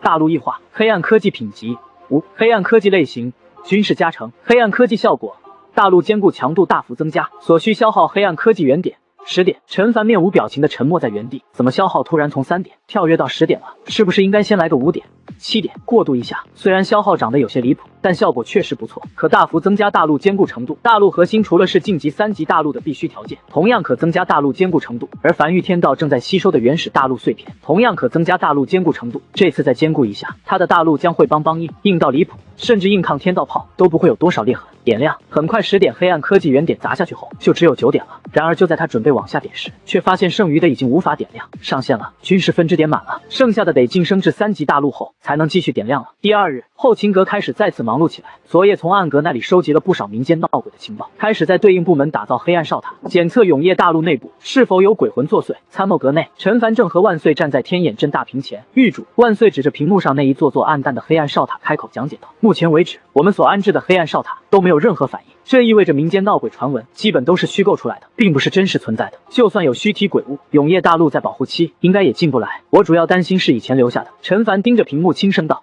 万岁挠了挠头，那这些以前留下的鬼魂目标应该也是杀人，而不是只吓人吧？目前民间最多的闹鬼传说就是水猴子，但经过实地考察，基本上都是下河游泳失足淹死的。就在这时，陈凡怀里的传音符响了，是王麻子。狱主，我们昨日前往绝望大陆出售物资的非洲商队，今日并未回归，且全员失去联系，但命牌并未碎裂。绝望大陆那边负责和我们联系的负责人也彻底失去联系，初步判断可能是绝望大陆那边扣押了我们的人和货，申请前去调查。陈凡眉头瞬间紧皱，他嗅到了隐隐的不安感。一座1级大陆，哪怕脑子烧坏了，也不至于敢绑他2级大陆的人吧？更何况绑那些人有什么意义？索要赎金，有钱拿，有命花吗？陷阱，谁给他布置的陷阱？其他2级大陆还是鬼族？等等。陈凡声音有些沙哑的开口道：“先别轻举妄动，派非洲去调查。让我想想，万岁，你说会是绝望大陆绑架我们的人吗？我感觉应该不会，但正所谓投石问路，我建议先扔几发携带核弹头的通天柱过去，看看情况。”对于万岁的提议，陈凡没有第一时间回话，只是陷入思索。虽然听起来有些粗暴，但也并不是毫无道理。万岁，传令无名山导弹储备基地朝绝望大陆无人区投放1枚携带核弹头的通天柱，看看情况。是。陈凡站在参谋阁内，面色平静地望向天眼镇大屏上，通天柱从无名山后方缓缓升空，在大屏上能清楚地追踪到这根通天柱的轨迹，越过永夜大陆周围的鬼屋，一路向南，直指绝望大陆，最终落在这片大陆上的一处人烟罕至的无人区中。他开始耐心等待。一盏茶后，他未等来绝望大陆的任何讯息。至此，他知道事情可能变得严重了。哪怕绝望大陆真的有些痴心妄想，但在受此一击后，也应该和冯奇亚大陆原先那样，立刻联系他表明态度。但如今却默不作声，很大一个可能是绝望大陆已经处于一个失控的状态了。发生了一些他未知的事情，真是令人不喜啊！站在天眼镇大屏前的陈凡呢喃着，他如今甚至都不知道绝望大陆具体发生了什么，不敢派人去轻易查探，唯恐派出去的人又折了进去。他内心已经隐隐有一个可能，很有可能是某个深海鬼屋登陆了，又或是这片海域外的其他势力登陆绝望大陆，绑了他的人，等他过去。如果距离远也就罢了，但距离永夜大陆仅仅1700公里，如此之近的距离，有这么一个不稳定因素，他想忽视不管都不可能。传令，鬼皇95，命他乘坐传送阵抵达新大陆，我在新大陆等他。是。终于完活了。挑衅者大陆上，鬼皇95虽然有些略微疲惫，但还是颇为满足地望向着一览无余的平坦大陆上，跟身旁的鬼皇向阳开口道：“这片大陆已经彻底被我们占领了，接下来我们就可撤了。等樊玉重新占领这块大陆，下次再来此，应该就3年后的事情了。准备回家，接下来很长一段时间应该都不会有我们的事了。我们养老一族的生活还是比较悠闲的，你慢慢就知道了。”就在这时，他怀里的传音符突然发烫，在收到樊玉命令后，身子先是一僵，随后沉默了一会儿后才沙哑道：“你在这里等我一下，狱主找我，我去会见狱主。”狱主很少召见他，尤其是让他乘坐传送阵前去，这意味着10万火急，不像是好事。他大步朝远处的传送阵站点飞去，伴随着白光闪过，出现在了新大陆上海滩上。陈凡正独自一人站在海边，瘸猴示意他可以过去了，他这才深吸了一口气，有些忐忑不安地走至陈凡身后，低下硕大的头颅，小声道：“狱主，95求见。”陈凡点了点头，没回头，只是从怀里掏出一本梵玉史书递了过去。今日我看了眼梵玉史书，发现里面有些词不一当，让下面人去重新修正了一版。目前梵玉正在回收所有发出去的梵玉史书，以后用新版。95接过这本对他来讲极其小巧的梵玉史书，下意识地翻阅着。他平日最大的娱乐活动就是翻阅梵玉史书和梵玉日报，对于其中每一行字他都极其熟悉，几乎是瞬间他便找到了修改的地方。其中一段篇章的原标题的是狱95态度佳，收下当狗，现修正为狱95谈甚欢，结为盟友。鬼皇95沉默在原地，他原本还想着等以后哪次立功了之后，看能不能和狱主商量下给这个篇章标题改一改，没想到还没等他开口，狱主自己就改了。但正是因为如此，他便知道这次来找他的是小罗。陈凡没有讲话，继续望向远处一边无际的大海，有些恍惚。这个世界真的很大，但却总不给他一处安身之地。半晌后才缓缓道：“95，一直以来你和樊玉的关系属于共生关系，并未深度绑定。现在我遇到了一些情况，距离永夜大陆1700公里的一座大陆发生了一些未知的突发情况，我需要派人前去查看，但恐有大危机，我不想贸然牺牲手下人的性命。我想让你的人前去查看，这样遭遇不幸后也可复活。不知你意下如何？”鬼皇95是极其稀有的天生黑暗圣体，拥有专属的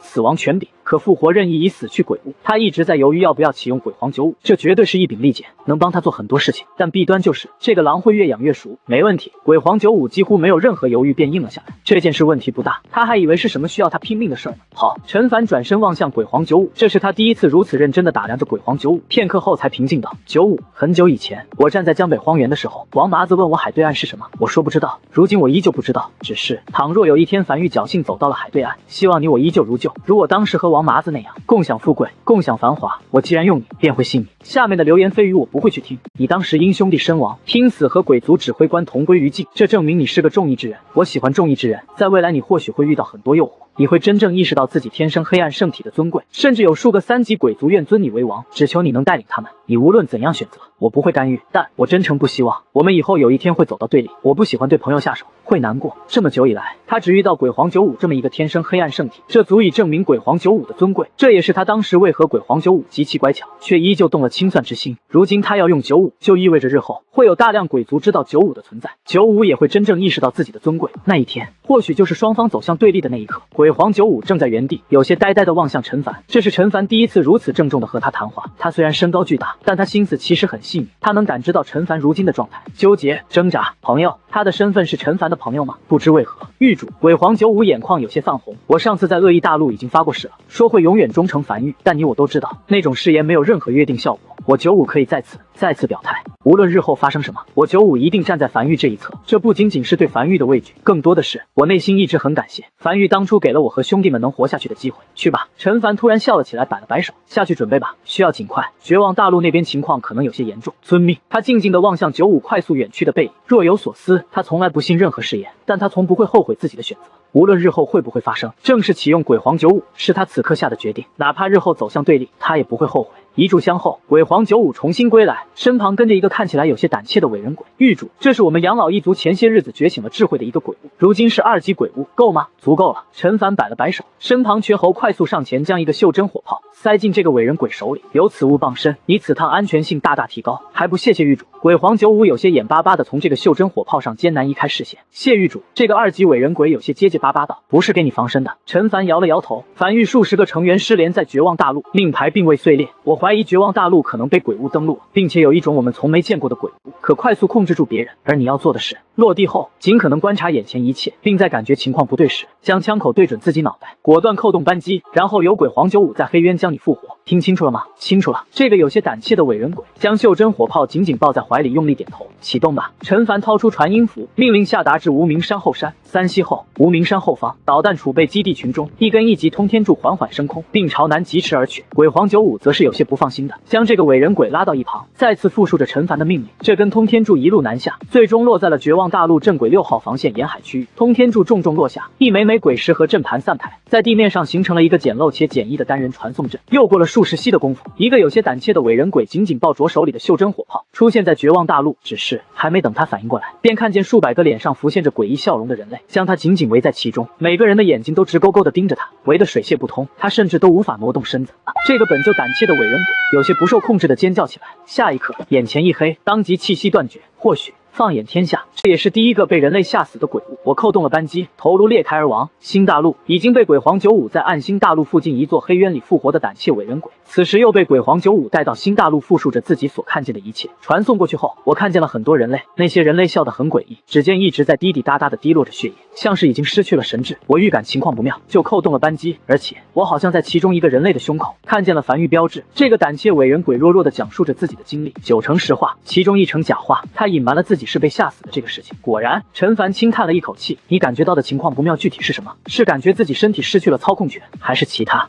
这个胆怯的伟人鬼有些迟疑道，倒没有什么身体失去操控权的感觉，就是感觉有些害怕，总觉得再不离开会有什么很不好的事情发生一样。知道了。陈凡轻点了一下头，拿起传音符，万岁，传令下去，对绝望大陆17个重要城池、37个重要防线、99座大型城池全都发射一根先锋通天柱。随后才又望向鬼皇95，多派一些手下来，我们尽快对整座绝望大陆进行一个系统的探测。如果是整座大陆都沦陷了，那敌人可能远远比我们想的要棘手。他不再讲话，只是脸上的笑容变少了。绝望大陆是在1天前失联的，1天内攻陷一座1级大陆，哪怕是2级种族也不可能做到，屠杀也是一个需要时间的事情。更何况绝望大陆可不会乖乖等死的，至少会传音繁育，1天内彻底攻陷一座大陆，且是无声无息的攻陷。这种手段恐怕只有那3级鬼族才能做到。他不是很想这么早遇见3级鬼族，他明明将这片海域里距离3级种族最近的3级鬼族已经清空了，然而还是遇到了人算计，不如天。希望事情没有糟糕到那种地步。伴随着一根根先锋通天柱落入绝望大陆，一则消息也被带了回来，近乎惊人一致。所有人传送过去后所看见的第一幕都是被无数脸上浮现着诡异笑容的人类所包围，不见一个鬼物的影子。只有人类，唯一鬼物就是通过先锋通天柱传送过去的他们自己，他们看起来更像是侵略者。陈凡一个人在海边拄着翡翠手杖散步，万岁正通过传音时喋喋不休道：“狱主，我建议不要近距离接触，用通天柱洗地，哪怕代价巨大，也必须尽快清理。这很有可能是海域外的某个3级鬼族的先锋队，我们必须以雷霆之势清理，这样对方才会认为这片海域有3级大陆的存在，从而升起忌惮之心。否则，有点吵到他了。”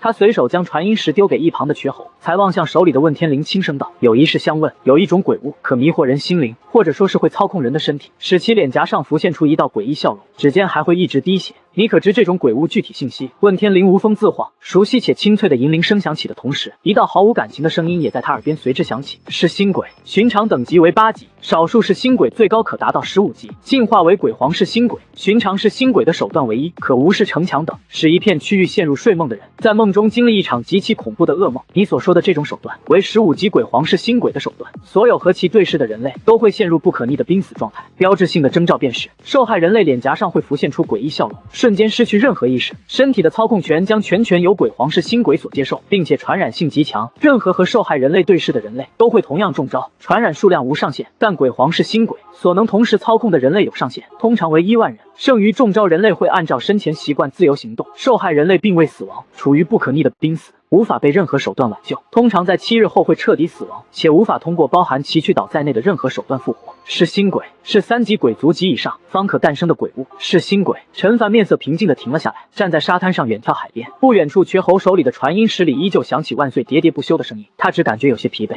3级鬼族，鬼皇级别的，是新鬼，为何就来到他这片海域了呢？半晌后，他继续询问：通过蒙眼等方式可有效规避吗？这种手段对鬼物可否生效？可。通过蒙眼、刺穿双眼、紧闭双眼等方式都可有效规避，若人类修为等级高于其等级，哪怕对视也可有效规避。该种手段仅对人类生效，对鬼物无法生效。如何确定他不是鬼尊是新鬼？就在这时，瘸猴突然上前一步，硬着头皮道：“少爷，无名山那边传令，在绝望大陆失联的其中一个繁育成员命牌碎裂了。他知道少爷此时有些心烦，但这种事情他必须及时汇报。”陈凡眉头微微皱起，不是说7天后才会正式死亡吗？那应该是6日后命牌才会碎裂，又碎了一个。定位显示还在正轨6号防线，繁育成员的身份令牌里不装有定位阵法。知道了。陈凡轻点了下头，不由突然笑了起来，眼里闪烁着寒意。显然对方应该知道了他在探测，在用这种手段示威，或者说是挑衅，能精准杀死繁育成员。看来对永业大陆和繁育都有一定了解，完全是冲着他来的。绝望大陆只是遭了无妄之灾，要朝这个区域发射通天柱吗？瘸猴有些迟疑道：“这个鬼皇是新鬼，说不定就在这片区域，不可能的。”陈凡嘴角带着有些瘆人的笑意，轻声道：“他既然对繁育有了解，就不会暴露我们的手段。抓到他，我要问清楚，让95过来。如果这个来自3级鬼族的鬼皇是新鬼，是其他海域的3级鬼族溜达过来的，那也就认了。但对繁育如此了解，说明目标明确，就是奔着他来的。他自认自己的名声还不至于传出这片海域，他要问清楚，对方是从何知道繁育2字？听说你很能打，寻常鬼皇都不是你的对手。”陈凡和鬼皇95走到海边，轻声笑道：“还行。”鬼皇95有点尴尬的挠了挠头，主要是我等级高，差一步鬼尊。虽然我本体只是伪人鬼，没有其他鬼物那种特殊手段，但确实好像能打一点。去绝望大陆一趟，那里有个鬼皇级别的是新鬼，他的主要手段是针对人类，对鬼物无效。帮我找到他，打到半死，带到新大陆来，能做到吗？能。鬼皇95想了想后点头应下了下来。如果只有一个鬼皇是新鬼的话，应该是能做到的，但为了稳妥起见，我希望带上刚归顺我们繁育的鬼皇向阳，以及我的其他鬼皇手下，这样妥善一点。片刻后，老大，你不是说我们是养老一族吗？可是自我跟你混之后，好像一直在干活啊。鬼皇向阳有些忐忑地站在95身旁等待传送。如果是以前，他绝对不会退缩，但他这些日子已经被老大洗脑了，凭什么身为鬼物就要一直冲杀，就不能每天种种地，喝喝茶，看看报？他已经开始向往这种生活了。他感觉自己打开了一个新世界的大门，原来鬼物还能这样活，只是怎么感觉好像又回原路了呢？这个还是有区别的。鬼皇95面色严肃地低头望向向阳。狱主曾经说过一句话，和平是斗争来的，不是求来的。为了和平，我们需要适时的干活，而且这也是重点。怎么是重点啊？我们需要将那个该死的是新鬼带回来，插在新大陆的地里。准备了。不远处的阵阁成员已经气喘吁吁地布好了一个巨大的传送阵。先锋通天柱不够传送这么多鬼物，鬼皇95你先过去，然后按照流程布好大型传送阵，剩余鬼皇会通过这个传送阵过去。明白。鬼皇95重重点头。一造香后，鬼皇95凭空浮现，一脚踩死了周围围上来的一大片脸上带着诡异笑容的人类，随后才根据手里的指示图，像摆积木一样，自顾自地嘀咕着摆好了一个巨大的传送阵。紧接着，传送阵散过白光，鬼皇向阳和95的10几个老部下鬼皇也通通传送了过来，脸上带着诡异笑容的人类源源不断围上来，被一众鬼皇轻而易举踩死。小耳朵动一动。鬼皇95望向向阳，看能不能找到那家伙。实际上都不用95命令，刚传送过来的鬼皇向阳，那双扁平且外扩的耳朵已经在动了，他能听见远处的声音，只不过声音太过嘈杂的话，他只能清楚地听到部分声音。如今这片大陆极其寂静，只有一道声音中夹杂着浓郁震撼的自言自语声，极其清楚且容易的就被他捕捉到了。老大，有人在用一种很震惊的语气说，竟然是天生黑暗圣体，竟然是天生黑暗圣体，一直在不断重复这句话。鬼皇95撇了撇嘴，扫了眼四周，依旧有源源不断的人类涌来。这些人类此时看起来比鬼物更像鬼，能找到声音在哪个方向吗？那边，向阳指向海边，但还不等他们动身，看见一道红色流光从海边急速飞来，随后重重砸在他们面前，像是侏儒一样的鬼物，此时正身体因过于兴奋而站立，盯着鬼皇95，眼里满是激动。竟然是天生黑暗圣体，不愧是天谴之地，不愧是天谴之地。但很快又极其警惕的身子朝后激射而去，悬浮在空中，眼睛直勾勾盯着鬼皇95，一字一句道：天生的黑暗王者，为何受梵域所驱使，自甘堕落？他亲眼看见95是从梵域的通天柱里出来的，自然是为梵域效力。鬼皇95眉头微微紧皱，这下有些麻烦了，这家伙的速度怎么比他还快？但正在他想对策的时候，却看见身旁的鬼皇向阳好像已经疯了一般，此时眼眶通红，揪着他的衣角，直勾勾地盯着他颤声：老大，你是天生黑暗圣体，干嘛？鬼皇95有些不满地打开向阳的手，梵域特制的衣服，你他妈轻点，我就这么一件。鬼皇向阳有些激动的颤声，整个人因为过于疯狂而显得狰狞。你可是天生黑暗圣体啊，天生的黑暗王者，我是从战争泥潭回来的。老大，你可能不知道天生黑暗圣体意味着什么，只要老大你振臂高呼，有的是3级鬼族愿意尊老大你为王，真心实意的，你可以获得比待在梵域里更高的成就。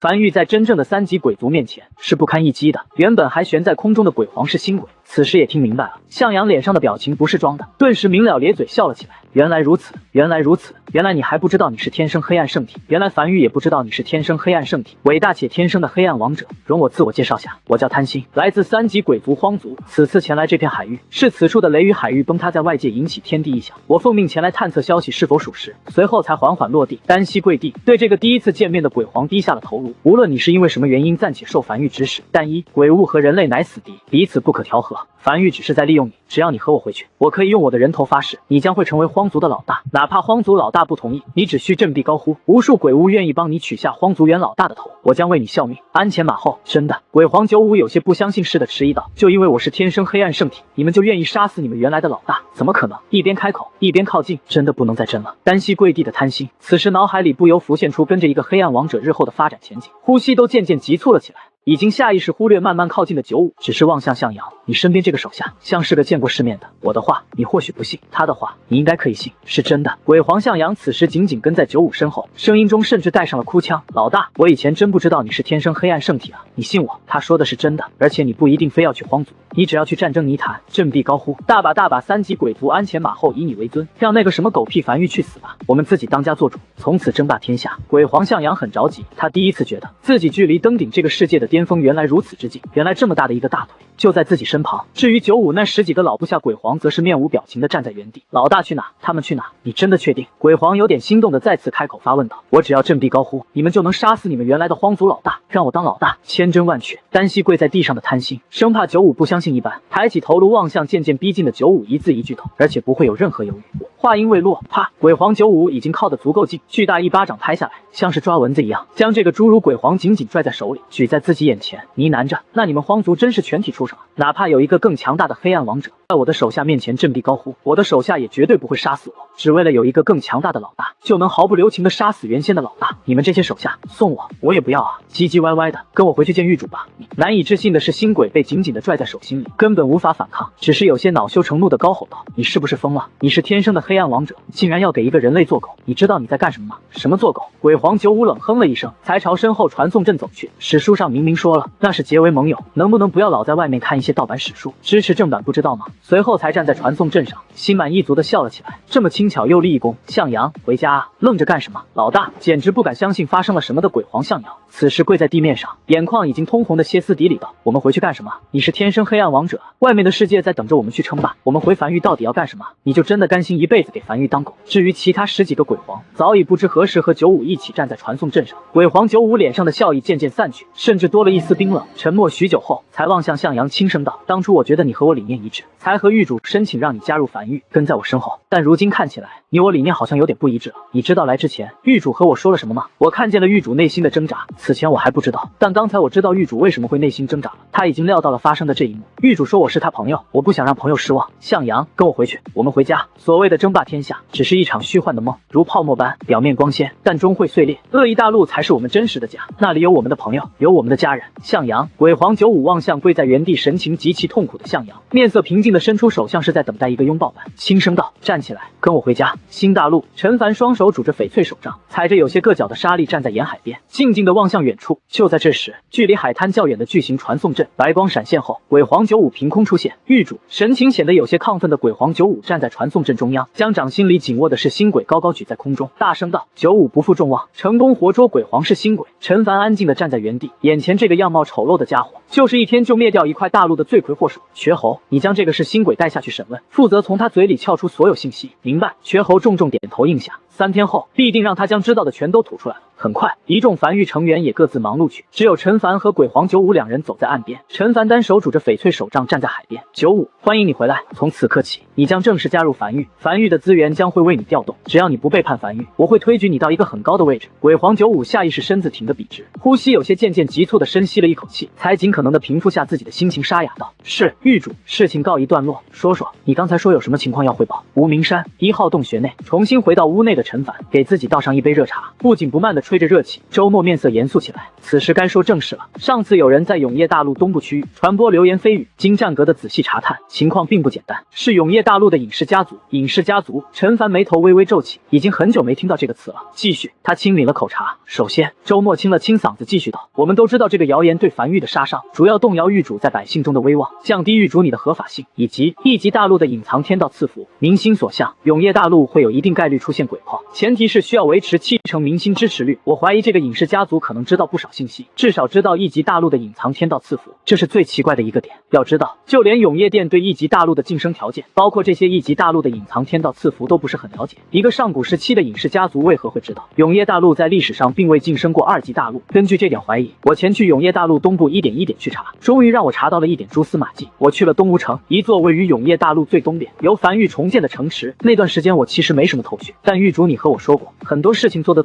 就有头绪了，我就将自己想成一个来务工找活干的人。渐渐的，我发现，在旁边一个村落有几百家农户，习惯用左手吃饭，也就是左撇子。左撇子并不少见，但几百家农户全是左撇子就有点少见了。以及你在路上叫他们，他们绝对不会回头，不管声音多大，他们就是不回。我曾经试探过，假意和路人起了纷争，这个镇上的农户无一人回头。周末深吸了一口气后认真道：“狱主，你仔细想想，这还算人吗？有那么一瞬间，我甚至以为他们是伪人鬼，最后才发现，必须叫他们名字，他们才会回头。至此，我已经感觉情况不太对了。而且，一个比永业殿还知道更多消息的隐士家族，一直潜伏在永业大陆，其目的是什么？可诛。”陈凡点了点头，眼睛眯起，思考片刻后，他起身轻声道：“你即刻起身回到那片区域，这件事的事态很紧急，很有可能牵扯着一些上古时代的隐秘，不要有任何轻举妄动。从现在起，你拥有时刻调动通天柱的权利，若在过程中发现有任何不对，可随时启动通天柱，轰炸那个村落。能潜伏这么久的隐士家族，不是很好对付的。”陈凡低头望向永业大陆鬼皮地图上的那个村落，不要打草惊蛇，我们要一网打尽。是。周末下去了。陈凡脸上再无丝毫笑意。永业大陆好像比他想的更复杂一点。他从怀里掏出问天铃，据说永业大陆是后来改的名字，以前是什么名字？很快，问天铃微微作响。据天地记载，永业大陆共存在37301年，于第37300年，在樊玉的带领下晋升至2级大陆，于数千年前从天谴大陆更名为永业大陆。天谴大陆，陈凡渐渐沉默下来。从这4个字，大概就能知道永业大陆以前的处境。雷雨海域可能真的不是保护，而是囚禁。谁的手笔？寻常大陆天道。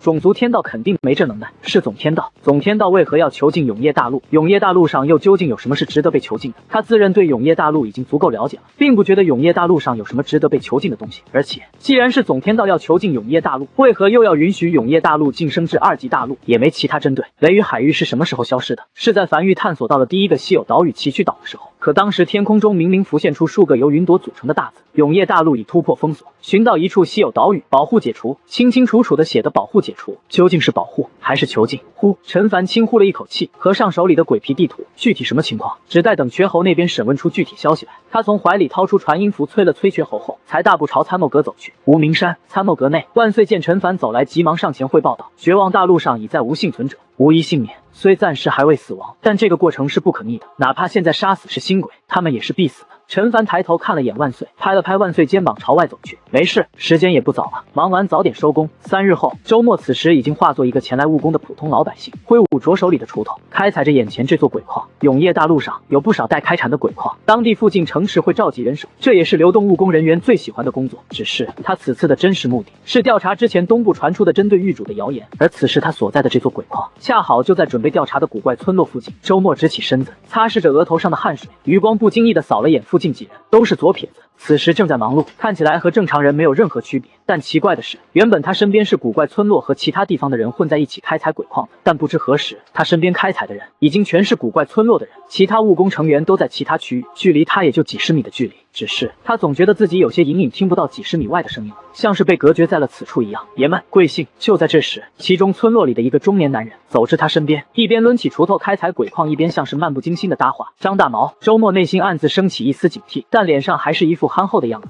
这个中年男人先是点了点头，随后挺起身子，双手拄着锄头，抬头望向周末，轻声道：你以前来过我们村子，这次又回来了，你好像对我们村子很感兴趣。有点。周末也没否认，只是憨憨笑道：听附近的人说你们村子里都是左撇子，有点好奇，怎么能一个村里的人都是左撇子呢？中年男人笑了笑，没有继续讲话，只是继续低头挖矿。过了约莫数十息后，突然没有任何征兆的扔下手中锄头，坐在一旁石头上，从怀里掏出一杆烟枪，自顾自的点燃后，才在缭绕烟雾中漫不经心道：百密一疏，我们尽可能的想要隐藏自己，哪怕村里死了人，也像其他村落一样正常举办葬礼，只是考虑的事情太多了，总有疏忽的地方。我们忘记了，这个大陆的人不应该在今年老死，你们繁育盯得太紧了，仅仅是这么一点异常，永业大陆这么大，都被你们敏锐注意到。你在说什么？周末虽然内心掀起滔天骇浪，但脸上还是有些疑惑且不解道：我没太听懂你什么意思。周围几个村落的成员此时渐渐围了上来，将周末包围在其中。这处鬼矿由繁育成员负责，但诡异的是，身边的繁育成员对这一幕却没有任何反应。爷们，中年男人笑了笑，坐在石头上，抖了抖烟枪里的灰，继续道：你是繁育几级成员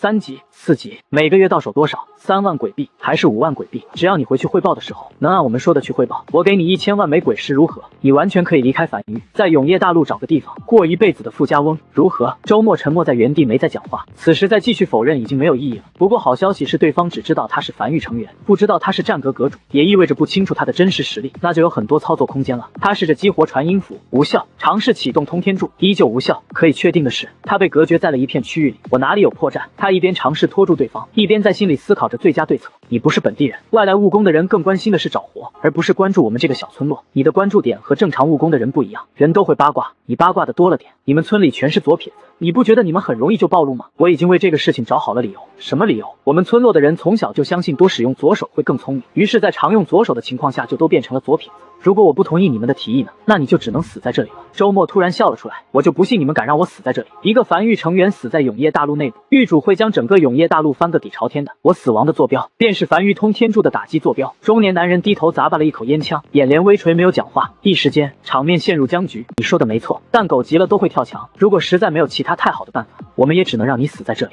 然后连夜跑路了。你们跑得出去吗？周末眼睛微微眯起，任何离开这座大陆的交通工具都完全在繁育的操控中，民间没有，你们和繁育的恩怨并不多，仅仅是散播谣言。现在告诉我，你们是谁？你们为何要散播谣言和繁育作对？中年男人没有第一时间回话，只是自顾自地继续咂巴着烟嘴，片刻后才缓缓出声：谣言不是我们传的，有蠢人。而且你们繁育之所以能这么轻易地抓到传播谣言的所有人，是我们在背后点炮。我们已经尽可能地和对方切割关系，好让你们繁育中断了。我不清楚你们繁育为什么会一直抓着这件事不放，我们并无和繁育为敌的想法。如果可以的话，我真不想你死在这里，但你现在让我有些为难。你真的不愿意拿一笔鬼石，然后回去交差吗？我可以加码，你说个数，大胆开口。然而没等周末回话，中年男人突然像是感应到什么一般，面色微变。该死，那家伙等不及了，我们得准备跑路了，也祝你好运。说罢，这个中年男人快速转身朝远处走去，身旁几个村落的村民也紧跟其后，大步朝远处走去。周末任凭几人远去，并未阻拦。他此时眼睛正直勾勾地盯着从远处走来的一个怪物，他从这个怪物身上感受到了前所未有的压迫感。鬼矿内的其他务工成员没有任何反应，像是根本没看见这一幕。他深吸了一口气，再次尝试激活传音符，依旧失败。随后才缓缓闭上双眼，再次睁开双眼时，手里已凭空浮现出一柄重剑，战意从胸膛不断涌出。这些年的努力修炼，终于有了用武之地。是啊，在建筑无法使用的时候，个人实力才是最大的底牌。喂，他突然咧嘴笑了起来，拎着手里的重剑就这样一步步迎了上去，并渐渐开始跑起来，直至速度越来越快，猛地跳在空中，双手持剑，用力砸去。我可不是什么普通凡域成员，记住了，老子叫周末，战阁阁主，凡域第一个20级武者。下一刻，体内的灵气毫不掩饰的疯狂喷涌而出，强大的威势伴随着手里的重剑，一同砸向下方那个3米高的怪物。怪物停了下来，并未躲避，重剑砸在肩膀上，砸出一个白印。怪物右臂狼牙棒轻飘飘抡出，周末以更快的速度朝身后倒飞而去，鲜血在空中划出一道弧线，如碎布般重重砸在地面上，气绝身亡。